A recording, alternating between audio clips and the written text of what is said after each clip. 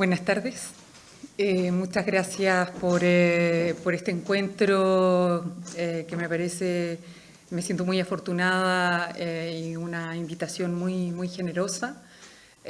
También por hacer lugar, por generar contextos, como decía ahora Óscar, a todo el equipo de la Caldera, a Fernando, a Karma, a Julia y a Tania, que creo que están por ahí, que me hace, bueno, me hace especial ilusión, incluso más que hoy, el encuentro de mañana, no solo por las voces colectivas que van a resonar de otra manera, sino por la potencia que tienen, ¿no?, esos cuerpos que se encuentran en movimiento.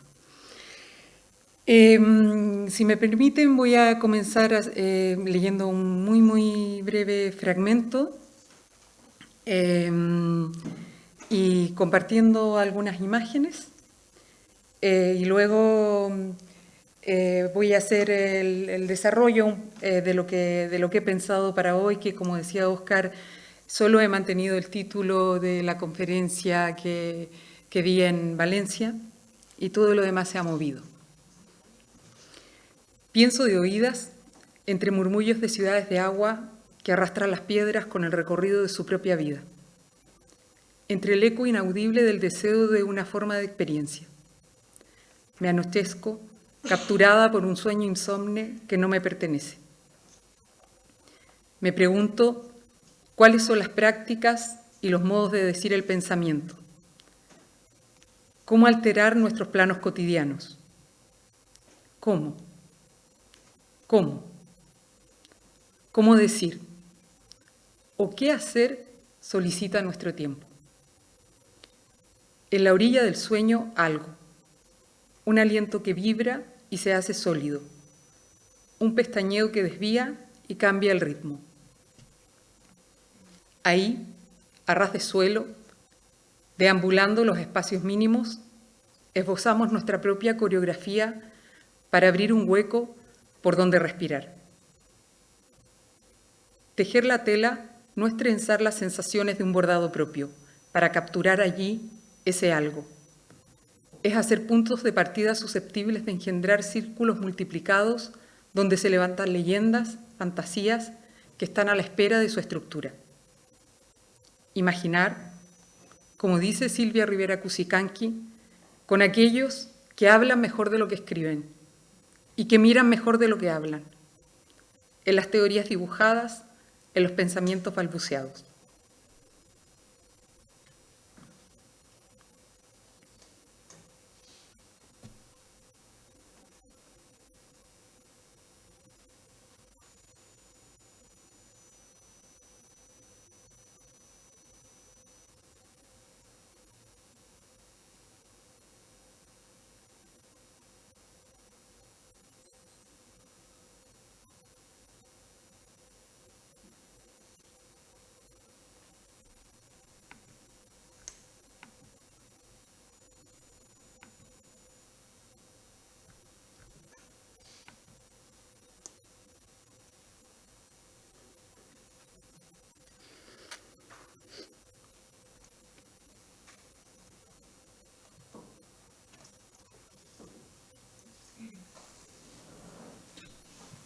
En un dibujo de un árbol, la bailarina chilena Silvia Palacio Whitman escribe: quiero que me construyas un árbol que se mueva, es decir, un árbol que se mueve, y así tener árboles que caminen en nuestro entorno, donde podamos jugar con la naturaleza.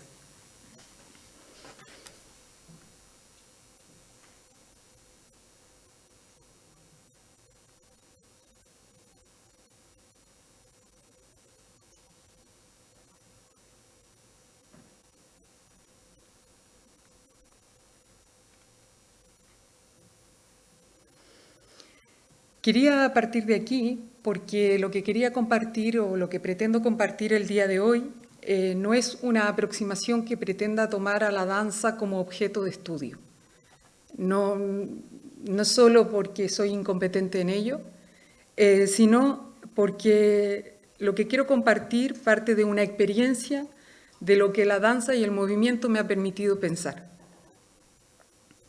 Acercarme, si acaso, desde su lateralidad para contestar o moverme con el peso del pensamiento en el que he sido formada. Y se me hace difícil últimamente no recordar a menudo una cita que no sé si conocen, que está al inicio de un libro que se titula Diferencia y repetición del filósofo francés Gilles Deleuze, y se pregunta Deleuze, ¿cómo hacer para escribir si no es sobre lo que no se sabe o se sabe mal? Es acerca de esto necesariamente que imaginamos tener algo que decir. Solo así nos decidimos a escribir. Tal vez la escritura mantenga con el silencio una relación mucho más amenazante que la que se tiene con la muerte. Bien.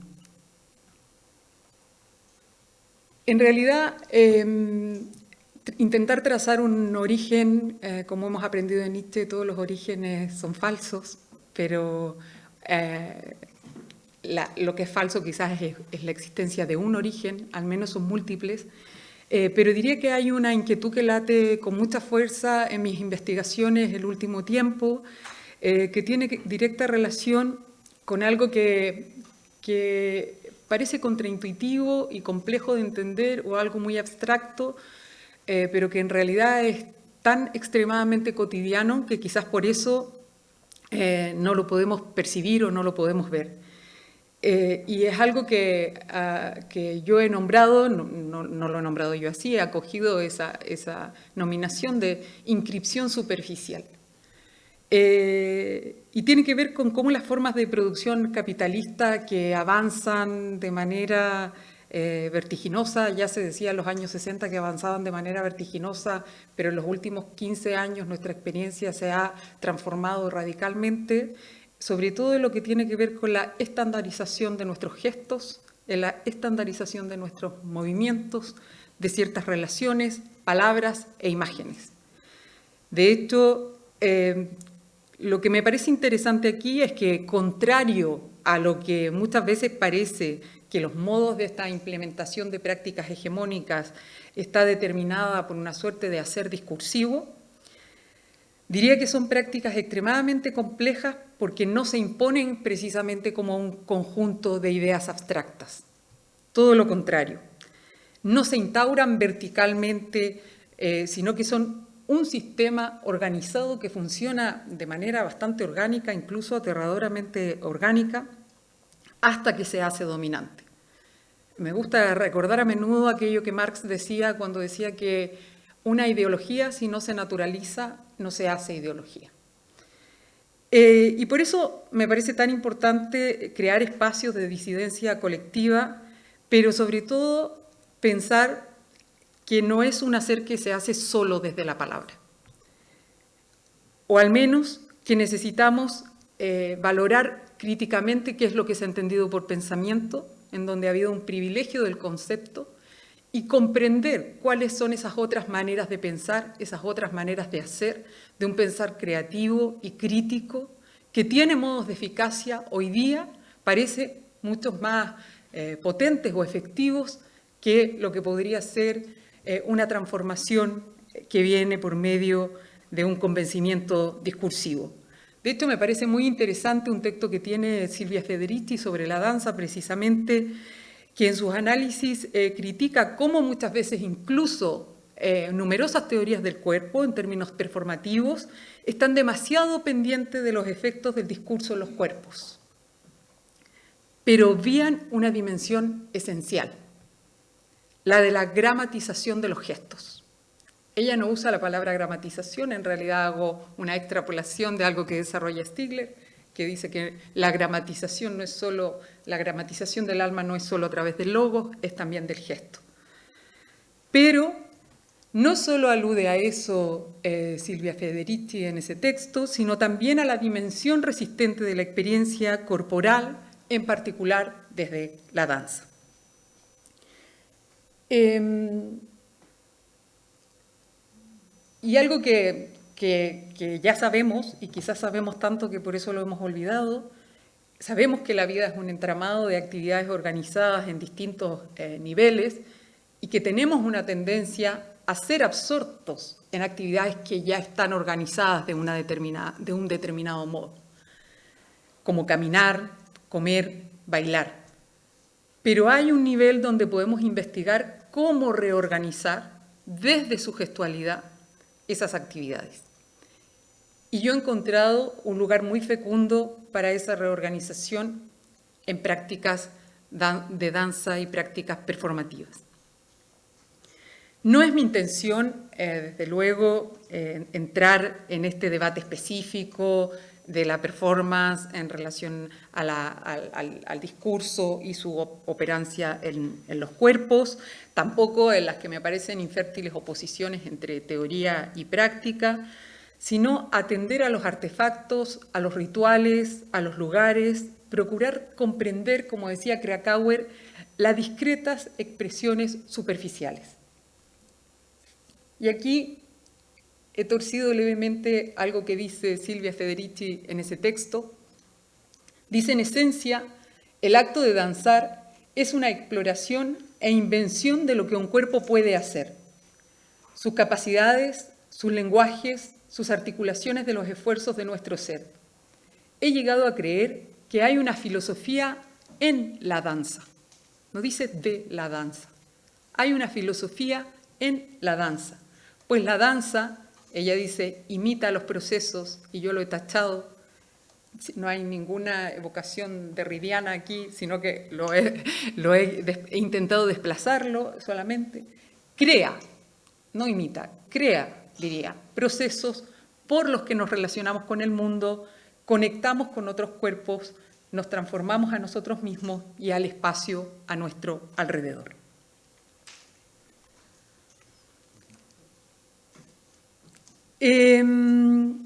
Me parece que en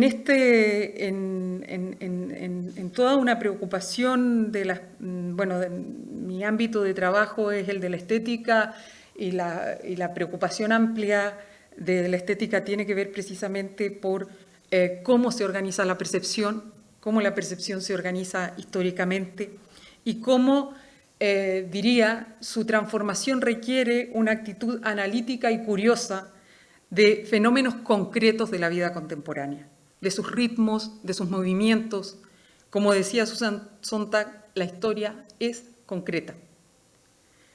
Y ahí es donde ciertas maneras de hacer en la danza, que debo agradecer aquí públicamente a Laura Vilar, que me invitó, yo creía a hablar, pero era a pensar en movimiento. Ella había leído algunos textos y bueno, me invitó un día a que si podíamos comentarlos y cruzarlos con su práctica.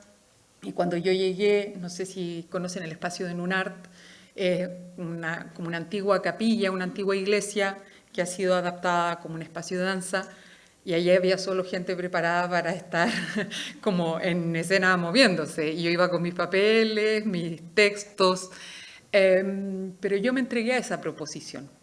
Y por eso decía que hay algo de hacer esa experiencia, y como hacer una experiencia es experimentar una transformación, hacer un desplazamiento, que había comenzado quizás con otros tipos de experimentaciones, de intentar perder las formas, yo creía que tenía que ver con eso, pero que de alguna manera estas reflexiones parten de esa experiencia también, no solamente no de ciertas lecturas de teoría de la danza o como espectadora, sino de hacer una experiencia que permite, y que también algo que ya estaba en ciertas reflexiones del texto de la performatividad de las imágenes que mencionó antes Óscar, de cómo la danza permite pasar, mover la idea de acción, que ha sido una categoría como sacrosanta, como categoría de pensamiento en muchas esferas, mover la idea,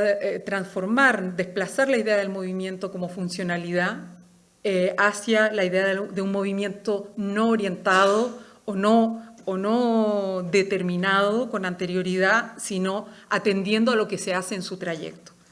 Una forma de experiencia que responde al, no sé si diría impulso, pero sí a las formas ordinarias de la experiencia. Pero me parecía que ahí se abre una zona, y me parece que la cuestión de zona o de borde para ejercitar la capacidad de indeterminación es muy importante, porque entendí que era un lugar en donde uno podía ejercitar que era una capacidad que podía ser ejercitado por cualquiera, que en los términos en que entiendo que no es el único tipo que hay muchas maneras de darse de la danza y muchas maneras de hacer esa práctica, pero que hay muchas de ellas que admiten incluso a personas que no hayamos sido formados en una técnica y que no hayamos sido formados en un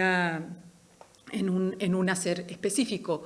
De hecho, leyendo el libro de Sonia Pan, creo, bueno, ahora igual estoy mezclándolo con otro, pero recuerdo que hacía ese juego, ¿no? Que muchos de nosotros sí que decimos no sé cantar, pero menos decimos no sé bailar, porque pareciera que hay cierta indisciplina que se acoge, digo, gente que no nos dedicamos profesionalmente a la danza, ¿no?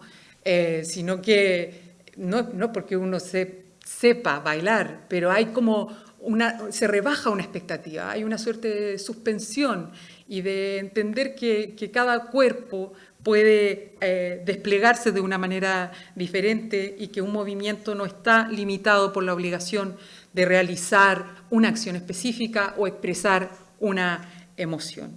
Y este desplazamiento de la acción al movimiento, que en relación a la performatividad me parece que permite desalojar la pregunta por los efectos que tiene o debe o podría producir una práctica performática o una práctica sensible, porque no tiene que ver con los efectos que produce, no habría de ser ese necesariamente el lugar desde donde se aprecia, se percibe. Tiene muchísimas dimensiones que me parecen políticas y que articulan desde otros lugares la comunidad. De hecho, es muy interesante porque en todo el diálogo previo, incluso en el diálogo público que tuvimos con Sofía, ella se negaba y me decía, es que mi práctica no es política. Y yo le decía, da lo mismo que tú digas, pero sí es política.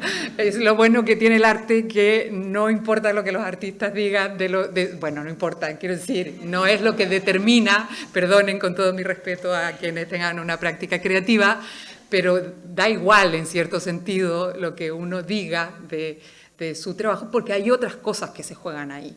A mí me parecía no solo político, porque en esa práctica, para quienes no la conocen, estábamos sobre todo hablando de Lady R, que es una pieza de una bueno, ella hizo la coreografía y la bailarina lo que hace es pronunciar uno de los últimos discursos de Rosa Luxemburgo y lo hace saltando frente a un micrófono durante, bueno, al menos 20 minutos y la lleva al límite, ¿no? Va a conocer el límite, pero lo que a ella le interesa es cómo sonarían contemporáneamente las palabras de Rosa Luxemburgo. Ella dice, no es el contenido. Y una vez más vemos que no se puede separar la forma del contenido. El contenido está en la forma está en el contenido y la forma está deformándose por esa tensión y por esa relación.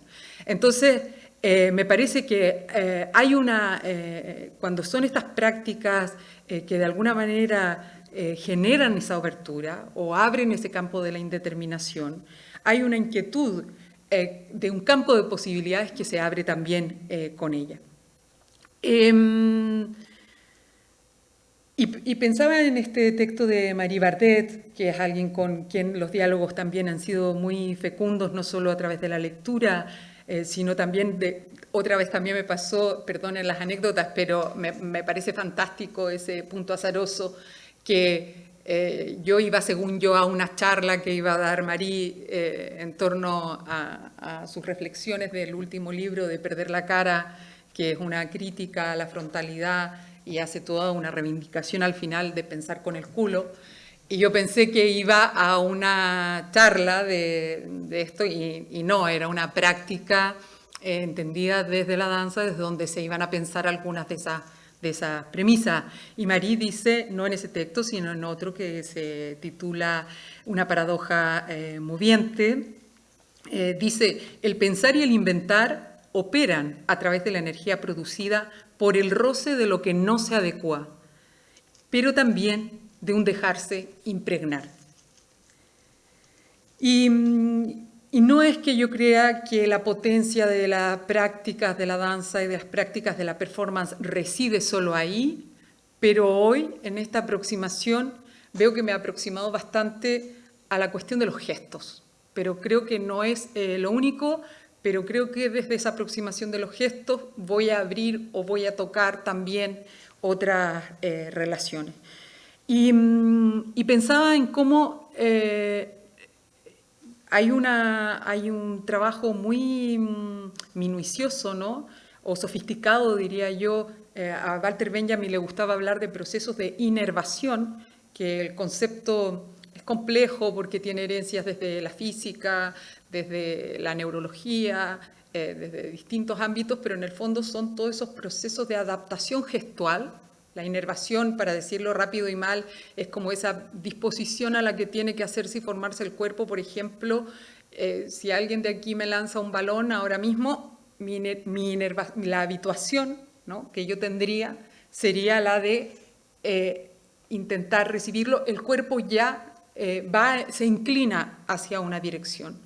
Entre comillas, sabe, ha hecho un camino de cómo actuar. Benjamin lo analiza porque dice que la mayoría de las formas de la vida contemporánea, o para que se inserte, sobre todo sin resistencia, sin mayor resistencia o sin excesiva resistencia de nuestros cuerpos, estas carreteras, ¿no?, por donde circulan las visibilidades y las mercancías, necesitamos primero inervar el cuerpo.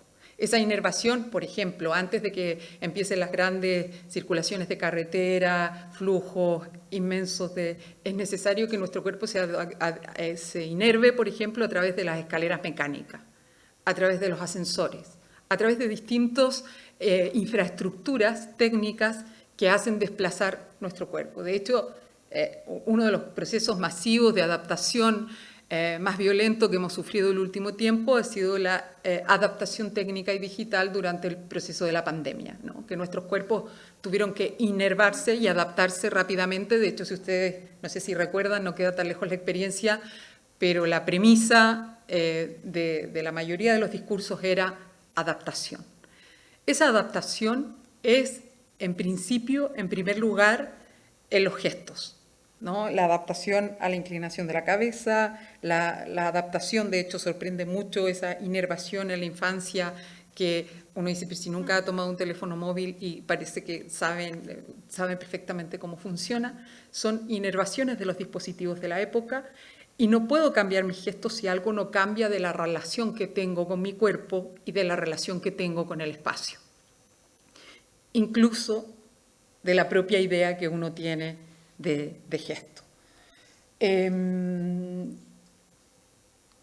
De hecho, Willem Flusser es un filósofo checo al que yo cada vez que tengo ocasión de menciono, en un libro que a mí me parece maravilloso, que se llama La fenomenología de los gestos,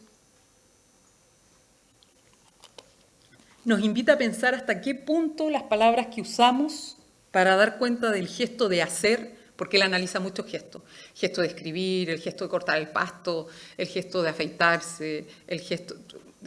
todo el libro son un gesto referido a algo.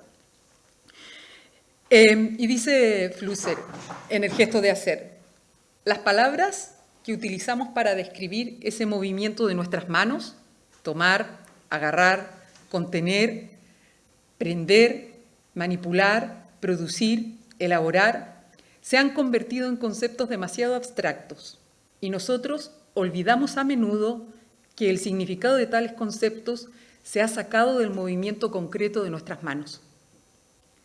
Ello permite reconocer hasta qué punto el proceso de nuestro pensamiento está configurado por nuestras manos a través del gesto de hacer y a través de la presión que las manos ejercen sobre los objetos para encontrarse entre sí.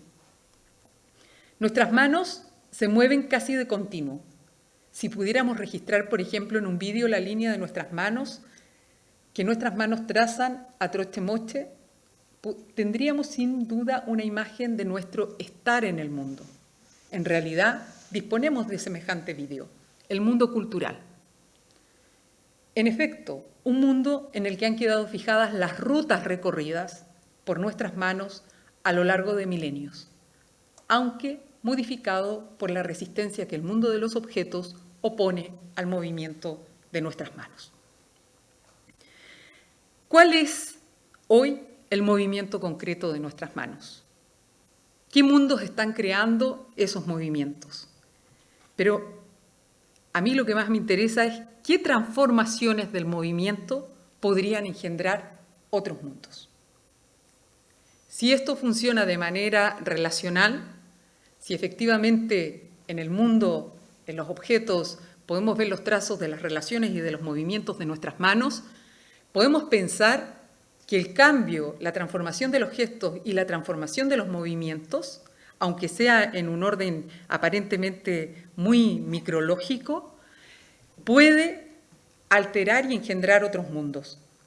De hecho, el proceso de nuestro pensamiento está configurado por nuestras manos, pero no solo por nuestras manos, evidentemente. Pero hay algo que los gestos tienen, que tienen un potencial amplificante de los vínculos perceptivos y de la imaginación. Gilbert Simondon, en un texto que tiene sobre la imaginación, trabaja mucho la cuestión de la dimensión amplificante del gesto y de la reducción amplificante de la imaginación a través de la normalización y normatividad de los gestos. No es casual esto, el invento de las sillas, ¿no? De cómo somos nómades sedentarios, ¿no? Sedentarizados, un invento relativamente reciente en la historia de la humanidad, pero que organiza nuestro pensamiento, organiza nuestra manera de estar en el mundo y cierra nuestro mundo perceptivo y nuestro mundo imaginal. No se trata solo de una técnica motriz, sino de una forma de experiencia del gesto. Esa es la diferencia que yo creo que acontece respecto de otro tipo de prácticas en la danza, que no se trata solo de una técnica motriz, sino de una experiencia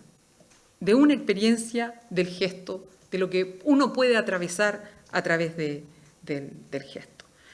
Hace poco, en relación a un texto que estaba trabajando, leía una conferencia que pronunció Jacques Derrida en Horta, en Italia, bajo el título Pensar hasta no ver, y quería leerles un brevísimo fragmento en donde plantea que en general, cuando decimos ver, pensamos inmediatamente en los ojos y se dice que los ojos están hechos para ver. Pero él afirma: ¿sabéis que los ojos no solo están hechos para ver, también están hechos para llorar? Con ese desplazamiento que va desde lo que retiene la mirada al flujo que abre el ojo, Derrida desarrolla una reflexión en torno a las funciones del ver, en donde una de las facultades vitales del ojo es justamente ver venir, prevenir, protegernos, disponernos a lo que viene. Pero parece que su interés no está solo en indicar una función de anticipación, sino sobre todo de afección, de marcar un énfasis en un sentido que parece serle negado al ojo, como es el del tacto. Si no el tacto, al menos el contacto, su capacidad para ponernos en relación con nuestro tiempo. Pero ese frágil movimiento que se gesta entre las manos y los ojos, porque también en ese mismo texto dice que sí, están los ojos, pero las manos nos protegen, las manos ven venir, o las manos están preparadas para prevenir, ¿no? Quizás incluso antes de servirse de nuestros ojos, la anticipación se sirve de nuestras manos para mantener el peligro a distancia, para vincularse con los obstáculos, con la amenaza, pero también con sus afectos. Ese ver venir no tiene que ver solo con esta anticipación, sino sobre todo como con una capacidad de oscilar entre el ver e ir a tientas, que es una disposición para la vida, para escuchar, permítanme la noción escuchar, aunque aquí habría que ampliar bastante su significado, escuchar su palpitación, el pulso que palpita y que hay que cuidar. Pero esta disposición se tendría que ensayar. No es como si hay toda una infraestructura medial que nos inerva en unos sentidos específicos, ¿dónde se ejercitan nuestros cuerpos para estar dispuestos a otro tipo de inervaciones creativas? ¿Cómo se ejercitan nuestros cuerpos para esa capacidad de sentir de abrir, activar otras zonas en donde la vida pueda palpitar de otra manera?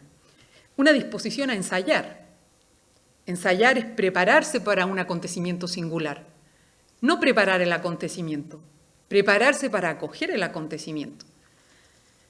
Y también, sobre todo, diría que es un lugar donde probar, donde cometer errores, donde rebajar la expectativa, donde construir, donde convertirse en algo diferente de lo que uno es, diferente a uno mismo.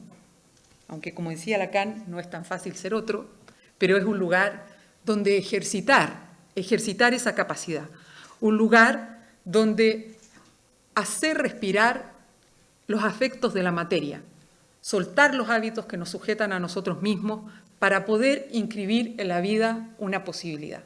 Imaginar es inscribir en la vida una posibilidad. ¿Cómo puede la danza inscribir en la vida una posibilidad? Desde el cuerpo que imagina, desde el cuerpo que no esté constreñido solo a las consistencias imaginarias del espacio, esa matriz que a veces se encoge tanto hasta el punto de asfixiarnos, como sabemos, sobre todo las personas que se dedican habitualmente a ejercitar sus cuerpos, sabemos que nuestros movimientos suelen estar bastante determinados por cómo dibujamos el espacio a través de nuestra percepción, incluso cómo dibujamos el espacio de nuestro propio cuerpo, la percepción que tenemos de nuestro cuerpo, y de ahí desregular nuestros gestos para que amplíen la imaginación del espacio, pero al tiempo que están abriendo la imaginación del espacio, están abriendo las posibilidades de otro tipo de movimiento. Por eso me ha fascinado esto, no sé, entiendo que aquí hay gente que se dedica a la danza, pero lo que descubrí que es como algo que está todo el tiempo presente, que es la relación con la fuerza de gravedad. Yo nunca había estado pendiente de la fuerza de gravedad, nunca. Cuando se le cae a uno algo, ¿no? Pero nunca pensaba en la fuerza de gravedad. Y esto de estar perdiendo el balance y recuperándolo y bailando con esa fuerza, yo me preguntaba, en la filosofía, ¿qué es nuestra fuerza de gravedad? ¿Qué es eso con lo que hay que estar siempre bailando para no dejarse caer o saber caer o dejarse caer y caer y recuperar el balance, ¿no? ¿Cómo se abre un impulso y se transforma en una posición? Por eso me parece que en esta relación co-configuradora, que me parece maravilloso, como lo decía la argentina, cuando decía mi vocabulario pasa por mis tobillos, por mis brazos, mis manos, la línea de mi cuerpo y los rasgos de mi rostro. Pero si es así, si el lenguaje de alguien que se dedica a la danza es su vocabulario, pasa por sus tobillos, por sus brazos, por sus manos, creo que también, sobre todo, cuando más abre su potencia es cuando es una lengua buscándose. Cuando es una lengua buscándose en la fricción que ejercen los pies. Cómo estos pies se emocionan a través de los talones y de los dedos vivos. Esta es otra cosa que he aprendido con la gente de la danza. Nunca me había preocupado de si los dedos de mis pies se sentían cómodos. Ahora a menudo lo tengo muy presente. Creo que jamás estaría yo sentada moviendo los dedos de mis pies para ver cómo estaban los dedos de mis pies. Nietzsche decía que la risa de los dedos de los pies en el Zaratustra, ¿no? Por tanto, esos dedos vivos y deseosos, decía Nietzsche, contra la tesis de la ligereza de la danza de Paul Valéry, esta sería más bien una hipótesis de trabajo que lo que le interesa es encontrar ese suelo insólito que todavía, con el que todavía no ha tenido una relación. Y a mí me interesa porque más allá además de esa atención a la fuerza de gravedad, a la importancia de los pies, a descubrir un vocabulario nuevo, la afasia, me tuve que ir a buscar yo, ¿no? Todo lo que, y como un lenguaje técnico bueno, del cuerpo, ¿no? El lenguaje de cómo se nombran las partes de nuestro cuerpo, sus fragmentos, pero también eso me llevó a pensar cómo incluir otros destinos en tareas incluso ordinarias del cuerpo, como caminar, sacudir la cabeza, liberar los brazos, apoyarse, enderezarse, manipular objetos o algo tan sencillo y complejo como sostener un gesto. Un gesto. ¿Cuánto puedo sostener un gesto? Yo muy poco, pero ¿cuánto tiempo puedo sostener un gesto? Y poder, y hay una potencia especialmente fecunda que veo para poder poner juntas cosas que normalmente nunca se habían encontrado. Y por eso me parece muy enriquecedor todo el trabajo con el cuerpo de las imágenes, con el cuerpo de los objetos, con el cuerpo de la luz, con el cuerpo, con los otros cuerpos, con el espacio, y con poder establecer relaciones y traducir equivalencias de esos movimientos, pero equivalencias que necesitan ser ficcionadas para producir su verdad. Entonces la ficción aquí empieza a operar como forjando esas superficies de apariencia, que por eso a mí me interesa tanto cuando Jacques Rancière sostiene que los procesos emancipatorios no son nunca solo una cuestión de la articulación del discurso o de los modos en que se toma la palabra o se toma los lugares, sino que es siempre una escena. Una escena en el sentido de que es una disposición de cuerpos, configuraciones de lo pensable, de lo decible y de lo visible. Pero lo que es más interesante es que el conflicto se expone creando la escena de aparición. No existe antes. Se crea la escena.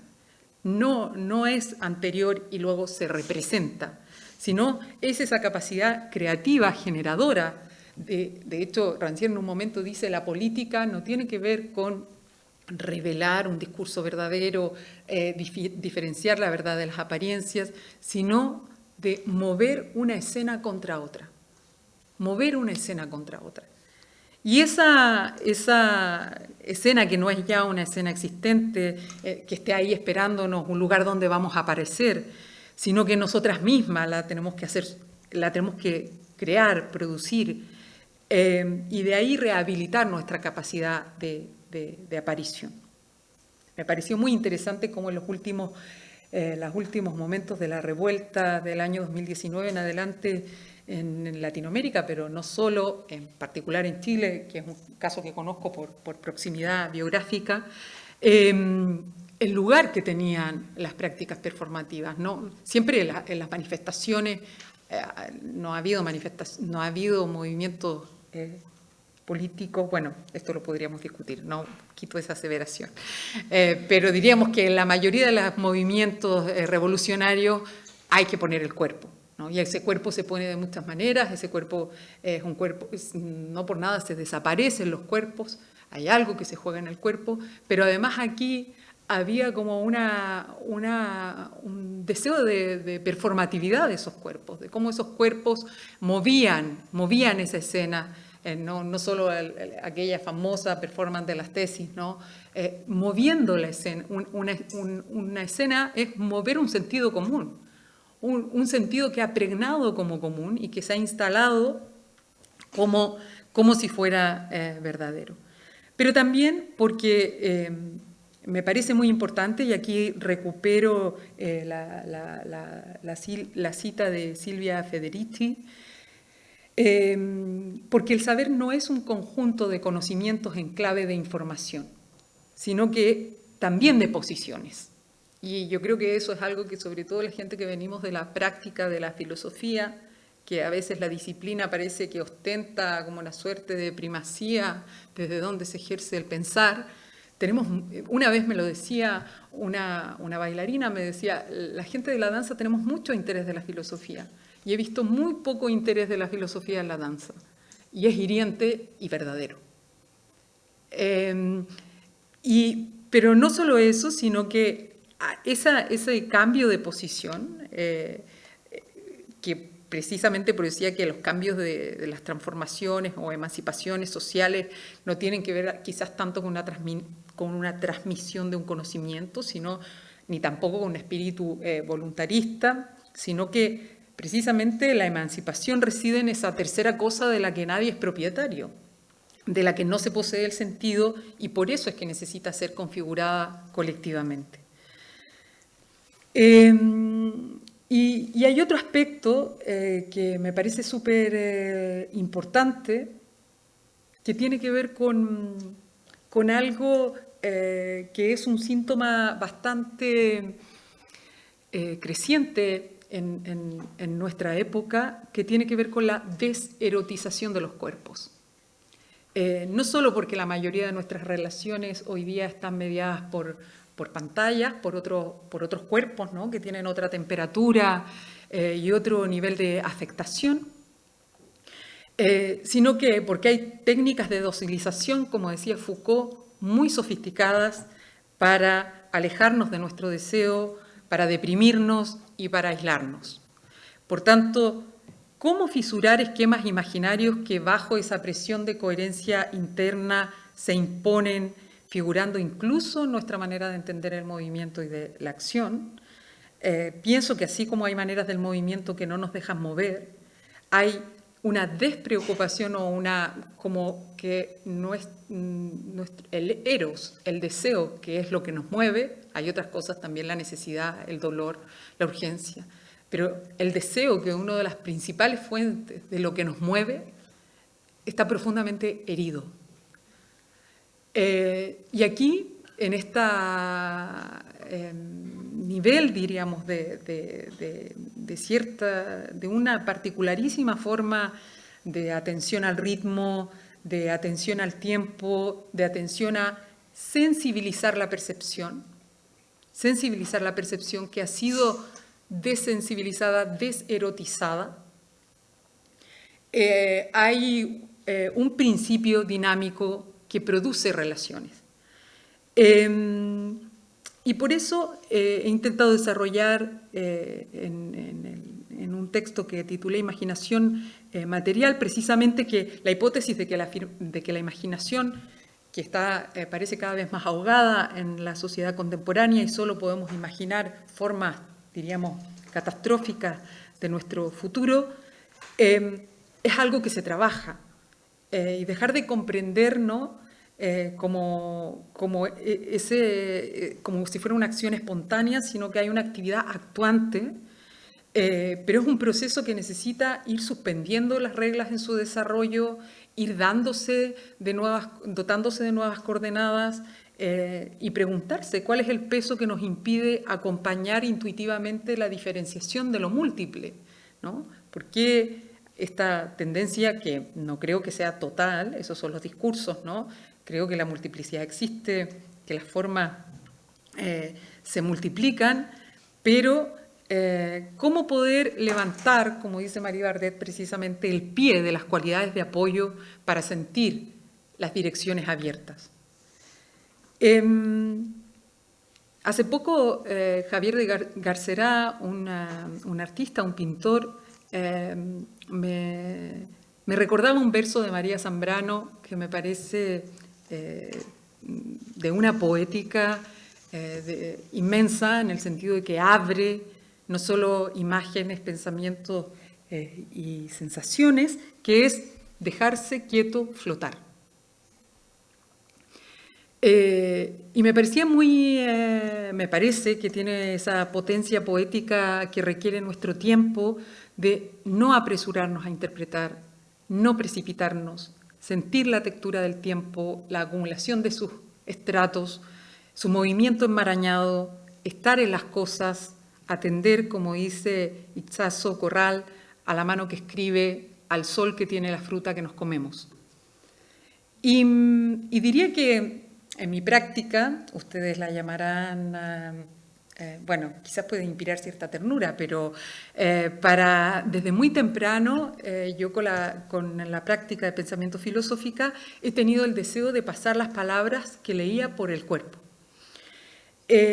No solo por la lengua, sino volver a escribir. Es muy loco, pero yo cuando leo es como que transcribo lo que leo. Necesito filtrar esas palabras que pasen por mi cuerpo. Sé que hay algo que hace la palabra cuando le presto mi cuerpo para que tenga otra vida.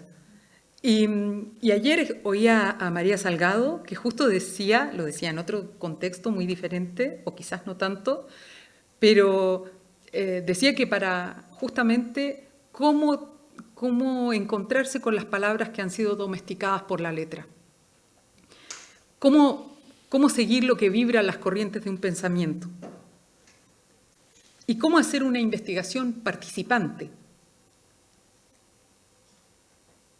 Y pensaba que un modo de atención creativa habilita una práctica diferente.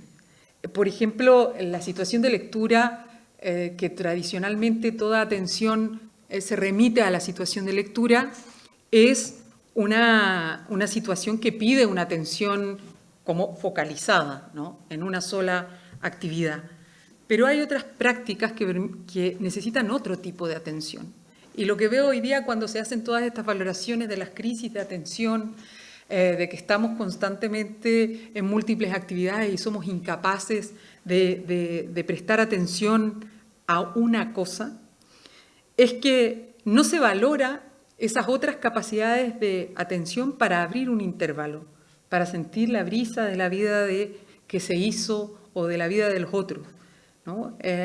La atención es una especie de espera que por supuesto requiere una relación con la situación, pero no siempre se requiere de la misma manera. A veces es de tener un ritmo, a veces tiene que ver con suspender las múltiples demandas a las que estamos expuestas, pero a veces tener una atención creativa solo tiene que ver con estar dispuesto a soltar las propias opiniones o cómo, de alguna manera, atender a la materialidad interna de aquello con lo que nos estamos relacionando. Y ahí me parece que Simone Weil hace una aportación maravillosa cuando hace un análisis de la atención, que el título del texto no invita demasiado a leerlo, o sí, pero se llama Reflexiones sobre el buen uso de los estudios escolares como medio para cultivar el amor a Dios. Entonces nadie creería que ahí va a hacer un análisis sobre la atención, ¿no? Pero hace un análisis precioso en torno a la atención, al tipo de atención profunda que acrecenta la misma capacidad de atención, y dice, no es un esfuerzo como del que aprieta los dientes para aguantar algo. No es de contracción que hay que mantener y que hay que soportar. Dice, la inteligencia no puede ser movida más que por el deseo. Y dice, esa atención es un esfuerzo. Es quizás el mayor de los esfuerzos, pero es un esfuerzo negativo. O sea, es un trabajo de disponibilidad. Añade, todas las sorpresas tienen su origen en el hecho de que el pensamiento, precipitándose apresuradamente sobre algo y quedando así lleno de forma prematura, no se encuentra disponible para acoger la verdad. Yo quitaría lo de la verdad o sumaría las verdades, pero esto de que cierta precipitación, y las ideas, eso de que las ideas van primero y que uno las tiene que proyectar, que tiene que tener claras ciertas cuestiones antes de encontrarse con los materiales, con el espacio, con las relaciones. En tiempos en que el deseo está tan deprimido, ¿cómo encontrarnos con nuestras formas deseantes? ¿Cómo crear una alucinación verdadera que cante la realidad? Recuerdo, con esto ya estoy terminando para que no empiecen a apretar los dientes y poder mantener la atención. Un audio que le envié a Isabel de Naverán, que es una investigadora en danza. Luego de leer uno de sus libros, recordaba que Antonio Machado decía que se canta lo que se pierde. Y yo me preguntaba si bailar es siempre bailar otros cuerpos, ¿no? Si bailar también, o si se puede bailar lo que se pierde. Bailar la realidad, cantar la realidad, es la envoltura a la indeterminación de la vida para que encuentre otros modos de consistencia. Si cantar bailar, la realidad no es inclinarse hacia lo que inexiste para poder acoger esa vida abierta, indecisa, darle cuerpo, prestarle el cuerpo y reubicar su peso. Y quedarse jugando con el tiempo. Jugando, abrazándolo, haciendo como que se abraza, para hacer vibrar la realidad. Y también quería quizás desfigurar o cierta idea que se ha instalado del pensamiento filosófico como un pensamiento abstracto, y que diría que en sus inicios estaba, contrario a lo que muchas veces se dice, estaba muy cerca del cuerpo. Se dice que Platón, bueno, es el padre del idealismo, ¿no? El que está contra el cuerpo y hay que superarlo por la vida sensible, por la vida de lo inteligible. Pero en numerosas páginas de los diálogos de Platón, como en el Fedro, por ejemplo, hay un interés al paisaje, ¿no? Muchas páginas preguntándose por dónde vamos a hablar. Y después, ¿cómo vamos a hablar? Dice, no, este árbol no nos sirve porque no tiene la suficiente sombra. Después, no, aquí los cuerpos no pueden estar bien recostados. No, y así. Un largo tránsito que forma parte del diálogo de constante atención al cuerpo. Y no solo al cuerpo, a cómo se pone el cuerpo. Cómo se pone el cuerpo para desarrollar un pensamiento determinado. De hecho, hay un momento que me encanta, siempre he tenido el deseo, pero me falta la osadía de hacer, que Sócrates va a empezar a hablar de algo que no tiene estatuto de pensamiento en el pensamiento filosófico, que es Eros. Entonces, para empezar a hablar, se cubre la cabeza con una manta. Y hay toda una parte del diálogo que la profiere con una manta en la cabeza. Y luego se la descubre, porque ya le ha dado la categoría, ha generado la escena de apariencia, ha creado la condición de posibilidad para algo que no podía ser fuera, ha generado las condiciones para su existencia, y en ese esfuerzo deseante de la verdad, podemos decir lo que queramos de Platón, pero no podemos decir que no tenía un esfuerzo deseante de crear lenguaje, deseante de crear pensamiento, deseante de transformación. Un esfuerzo deseante. Abre la creatividad dialógica de la desposesión. No pulsa necesariamente el deseo allí de reconocimiento, sino que hay una obertura, ¿no? Más adelante en ese mismo diálogo, que es fantástico, habla de las 3 vías al éxtasis, cuando plantea que no basta la buena técnica, hay que tener un poco de manía, hay que estar un poco de delirio, hay que estar poseído por los dioses. Y esa atención deseante al contexto, atención deseante a cómo se posa la luz, atención deseante a la distancia y a la temperatura corporal que tiene el otro, atención deseante a si me encuentro con un objeto y entonces tengo que ver si retrocedo, avanzo, cómo me relaciono o me encuentro con otro, o al gesto vacío, como dice Flusser, que es cuando no se encuentra con nada, que no topa con nada, ¿no? Tenemos, yo creo, en esa relación de atención deseante que pone a vibrar la realidad.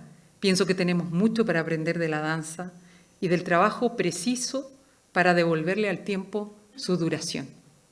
Como decía Bergson, necesitamos devolverle al tiempo su duración. Desde luego, no hay una manera de hacer la danza. La danza se sigue deslizando, sigue transformando la forma en que se mueve, desplazándose entre conjeturas corporales, abierta, diría, a las proposiciones de otras materialidades del lenguaje, otras más cerradas también, muy rígidas, no se pueden desconocer. Pero diría que de momento lo que he aprendido, y seguro estoy en un momento iniciático, que es un modo de hacer que en el trabajo con el gesto, en el trabajo con la relación, no solo del hacer espacio, va oscureciendo zonas para que esos modos de existencia puedan crecer en su multiplicidad y modos de envoltura. En el plexo del movimiento, tener sentido del ritmo para ir tras ese algo más de lo que sabemos que somos.